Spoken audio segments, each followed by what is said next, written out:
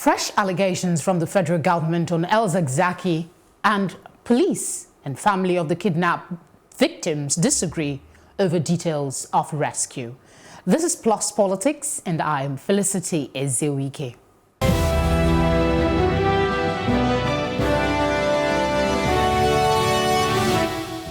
The Nigerian government on Wednesday accused the leader of the Islamic movement in Nigeria, Ibrahim El-Zakzaky, of being sponsored by Iran to replicate the 1979 violent revolution that led to the forceful takeover of power in the country.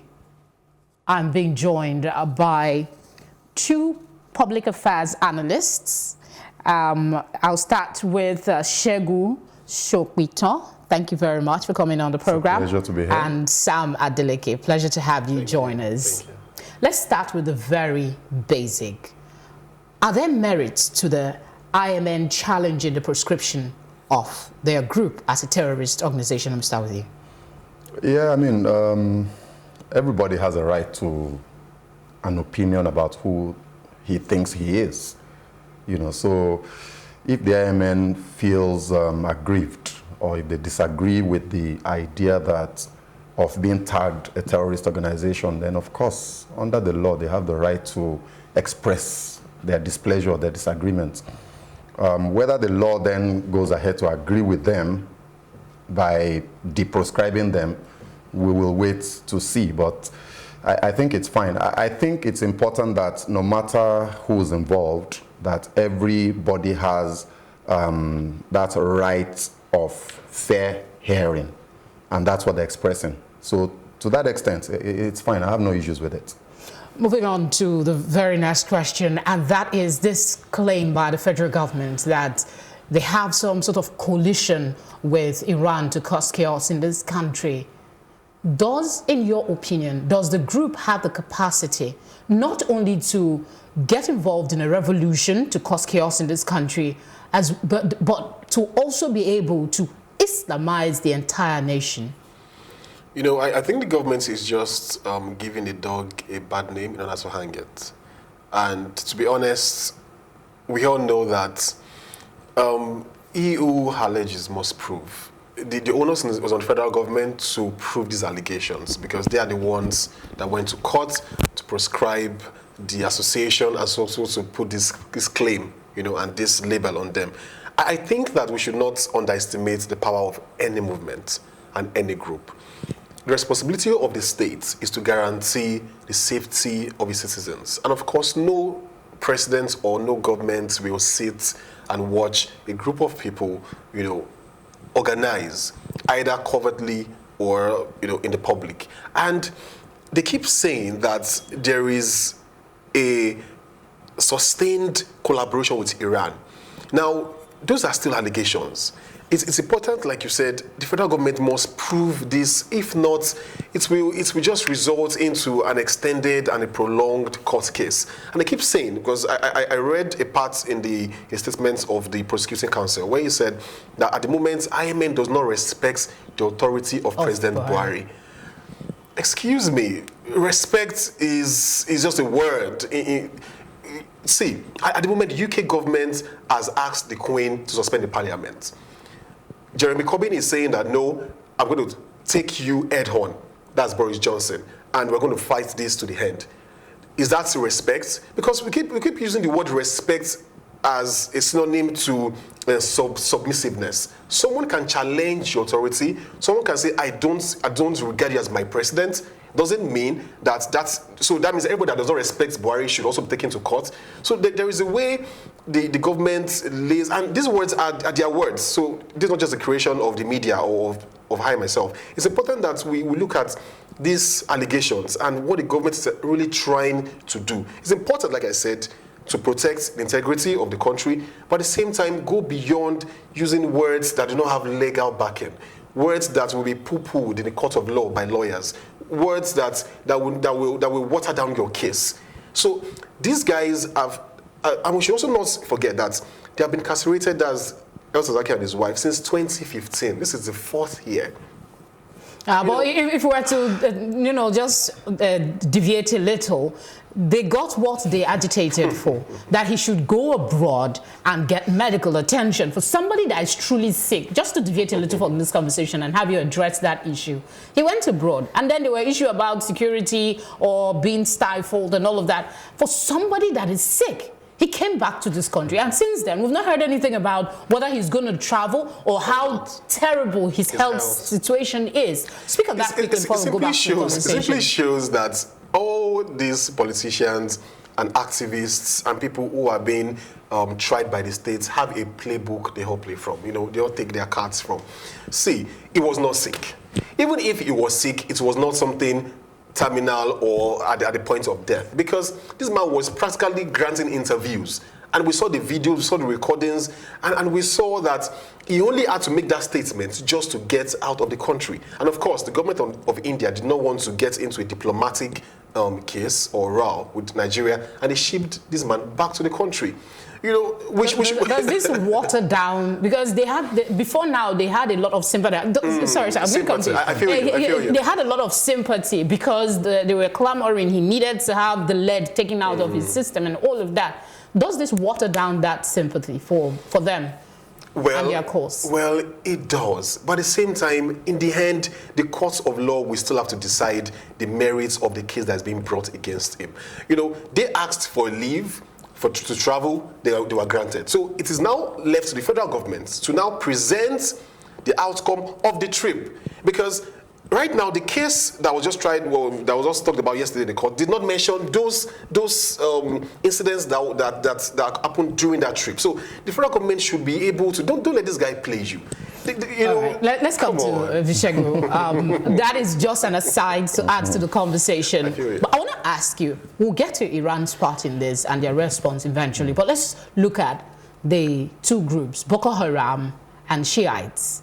Both of them have similar agenda, and that is to Islamize the nation, if I am correct. One, on the other hand, has a particular leaning, cancel everything, Western education. The other wants a total, I think, to get people to become a part of. If in a scenario that they are able to achieve their aim to, what's the word now? Yes, would there be, some sort of infighting between this group? Because there seem to be two groups, Islam. Could you speak on that? Well, I think the comparison might not be, we might not be comparing apples and oranges, because that would presuppose that first, that IMN is a terrorist organization, well, they like have the government has said, based on the government's, appeal to the courts, But what we know, I mean, a terrorist organization, by definition, is an organization that sets out deliberately, by whatever means possible, usually violence, to create fear and terror in the hearts of people towards a political agenda, or towards whatever agenda, usually political, sometimes can be economic, right? There's no doubt in the mind of anybody. I mean, even if you are crazy, you know that Boko Haram is a terrorist organization. They've been killing people since 2011. They've been bombing places and all that. Yes, towards fighting against Western education, according to them. Of course, there are theories as to whether or not that is even the agenda. Whether or not this is not even a political thing that started as a political thing and has sort of gone out of control. But they're a terrorist organization. We don't really know what the agenda is. IMN, on the other hand, is a sect, a religious sect. Now, according to the federal government, I've not read it anywhere, so maybe they're right, maybe they're not, that the objective of the IMN is to Islamize Nigeria. Right? So now, I mean, what better way would you say it? If they have already said they don't respect Buhari's authority, if that allegation is to be taken into the context of this conversation. So they in fact, it's even been alleged that El-Zakzaky is recognized as the sovereign of the republic they have declared. They have a republic. They've got a name for their republic. You know, so to them, they're not Nigerians. They don't believe in Nigeria. They're not citizens of this country and all that. But it's all still conjecture because you can't prove it, right? So I don't see them as a terrorist organization. I see it as a religious sect who is pursuing a religious agenda. Whether they've gone about it the right way or not is a different matter. But I think the government might be, you know, killing a fly with a sledgehammer. Now, I'm a Christian. So by the charter of my faith, I have a duty to Christianize Nigeria. Am I a terrorist? Before Jesus left the earth, he said, go ye to the ends of the earth and preach this gospel to all nations. You know, so have I become a terrorist? So I don't think it's enough to slap the tag terrorist on an organization because they claim they want to Islamize, except where they want to do it by means of violence and war. Now, you know, just to quickly, I have major issues with the conduct and the manner of behavior of the members of the sect since their leader has been in incarceration, right? And that is a no-no. In fact, I support the proscription, not necessarily on the basis of the fact that they are terrorists or they're not terrorists, but because they have shown very clearly that they have the tendency and the capacity to disturb the peace. You know, so the proscription is fine, but are they a terrorist organization? I don't see that. So Boko Haram is IMN. I think they're two different animals, and we need to treat them separately. All right, let me come to you with another question, because I want us to capture as much as we can. Iran has been like a running thread since the narrative of this El-Zakzaky gentleman started, right? We hear that immediately after his university education, he went over there, learned a lot of things, came back, established his own, and repeatedly, and now we have this. Do you think maybe the Iranians have, the government there, have maybe a responsibility to react to this allegation by the federal government of Nigeria? I think they do. And I believe that Iran is also a member of the Organization of Petroleum Exporting Countries, also a member of there's this Islamic body globally, OIC, you know. So I believe that right now we should not just be reactionary. We should not just be issuing statements and talking to our own persons in-house. We have a foreign minister. We have a president who attends global meetings. Can't he put a call across to the president of Iran, the prime minister of Iran? Can't we have a roundtable discussion, a Nigerian-Iran summit to really talk about the IMN issue? You know, because I believe that every country deserves the leader that they get. Sorry to keep interrupting you, but when you talked about a summit, we have so many issues in Nigeria. Yesterday we were talking about the constitution, the need to, you know, look at the constitution. If every group that is agitating is now asking for us to, I mean, we're supposed to have a summit for each of them. You see every other group. I mean, don't you think that would be the scenario? You know, these are symptoms of the dearth of leadership we have. Because if we truly have leadership that is effective and efficient, and we have a father figure, we have a nationalist, we have somebody who projects and proceeds as one who has an open arms to everyone.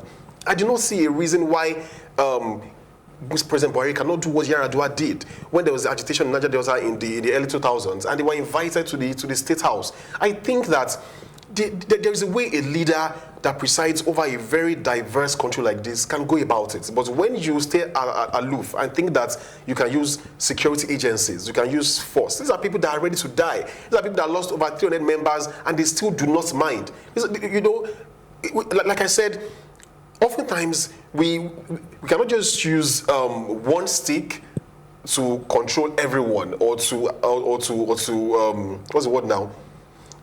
Top-down opposition. To get, but every scenario, especially this particular association, should be approached from a point of dialogue, basically. A customized perspective. Let me ask Shegun your thoughts on this leadership. Everybody seems to be talking about it. We seem to have some sort of disconnect between the leadership of this country and the citizenry. He also mentioned something about reactionary response to issues. I want to hear your thoughts on this as it regards ElZakzaky. Well, I mean, so when we talk about the leadership of the country, I think it's important that we separate the president of the president as both as an individual, as an office, and the federal government, right?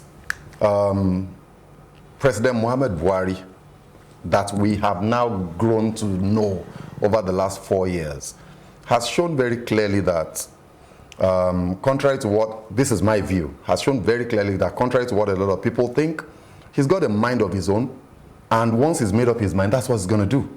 He doesn't care what anybody says, he doesn't care what you think, you know, and all of that. So a lot of the actions he's taken has shown that he's headed in a particular direction on certain issues, and he's not going to shift, right? So on this IMN thing, is there a disconnect between him as an individual and the reality of what IMN is and his approach to it? Perhaps. He's a soldier. Can I interject and say that, is it really, I mean, logical to separate the leadership of this country from the activities of that same administration? I mean, from the point of view of a common man on the street, he will ask that there is nothing that is of major importance that does not go through the office of the presidency. I agree. Even the ministers that were brought in had that as well. So the reason I made that point is, if you talk about a disconnect between the government and the people, it's almost impossible for a government to be disconnected from the people, because those are the people you govern. Whether you like it or not, you get feedback from them. But the individual officials can, you know, I mean, they can, and they have shown very clearly that they live in, we have two Nigerias and we have two universes, and they seem to be living in one where things are fantastic. And the rest of us live and the rest of us live in another one. So those individuals, I've got massive issues with them. The government itself, well, you know, so it's a bit of a tricky line to define. But I'm just saying, so I'm trying to explain why I made that distinction. But I'm saying that Muhammad Buhari as a person has shown that he's very, I'm trying to use civil words now, that he is very single-minded in the way he goes about things. That's a subtle way to put it. But then the reason that the president is not aware, is the president aware that, no, he's the presidency? As well, who is the presidency? You know, we have a disjointed leadership, and to be honest, I have no confidence in the leadership of this country, because it appears that we even have a proxy president. People do say that we have a president, Abba Kyari, and that's because for those that watch the election, especially I keep referring to the interview of Kadaria Ahmed and the VP and the president. This man was not coherent during the election. At some point, the woman had to tell the VP, the president said, let him speak for himself. He could not answer questions correctly, and this is a person that is governing a country like this with complicated populace, with meetings on a daily basis, with memos that needs to be read on a daily basis. Come on now. All right, gentlemen, let's move on to other issues. You've both identified there is some lapses that needs to be addressed. But moving on now, let's talk about that trip that happened after much agitation, still on the El-Zakzaky. And since then, there's been some sort of ceasefire until this particular case came up again, with the government insisting, you know, working against the efforts to unprescribe Shiite group. Is this something that would persist, or do you see this as just maybe them trying to use the judicial process while they work on the background? I don't know any of you can take this. Well, I think that, so the trip, El-Zakzaky shot himself very, very well in the foot. He blew his foot off with his antics, you know, on that trip. A lot of people that have been screaming and, you know, talking about his rights to go get treatment, in fact, his illegal detention, will think twice now, based on the things that he's done. You know, so I think it's important to put that. And then also it's important to remember that what happened yesterday at the case was almost like a slightly separate hearing from the substantive issues that El-Zakzaky is being held for. He's been held for the incidents that happened in 2015, or is it 2014, in Kaduna with the soldiers and all that. Yesterday was about the proscription order. Yes. And it was, you know, the proscription order was granted ex parte. So usually when you've done that, the party that was excluded from the hearing would always object, and will be given a right to say his own side of the matter. And that's what happened yesterday. So I don't see it as, it had little to do with the trip. The trip was granted. No, I'm not. I know it has nothing to do. It has nothing to do with the trip at this time. The conversation we're having is based on the federal government's rebuttal to the challenge being put by Shiites that they don't want to be proscribed. So I'm asking that, is this ceasefire we're seeing, they seem both, initially the presidency said we should all lean towards, they should wait for the outcome of the judicial process, and now they've gone back. Are these two elephants, so are they compared? I don't think so. But these two big, fighting over a particular issue, do you see them maybe continuing, maybe I didn't phrase the question properly, continuing on this part of following the judicial process to get resolution? I think it's a good one. At least it will prevent the daily protests. Them tripping on the streets, people in Abuja telling us that, oh, if you're around CBD, stay at home, stay at the office, close early. The panic has subsided, and I think it's a good thing. That's why we should always push for the legal process and judicial system to be followed. Don't interrupt the process. Don't compromise the courts. Don't underestimate the integrity and the sanctity of the courts, because it's important that the people should know that this is the last hope of the common man. If the executive and the legislature are trampling on our rights, we should be able to meet them, go to the courts of law, and believe that even if justice is delayed, it will not be denied. So I think even if this drags for the next 4 years, as long as people are no more on the streets, as long as people are no more dying, I think that's a better alternative. And as long as final thoughts, yes, and as long as El-Zakzaky is not being held against a ruling of a court, correct, which I think is sort of being corrected now. So, and that's why it would appear as though there is a ceasefire, because right now everything has sort of been brought in line of the law. So it's very difficult for anybody to have anything else to say than say, go there and defend yourself and prove your case. Very interesting conversation. Thank you, gentlemen, for coming on this part of the program. Thank you. All right, we'll go on a short break, and when we return, we'll be talking about the police ransom and kidnap victims. To stay with us.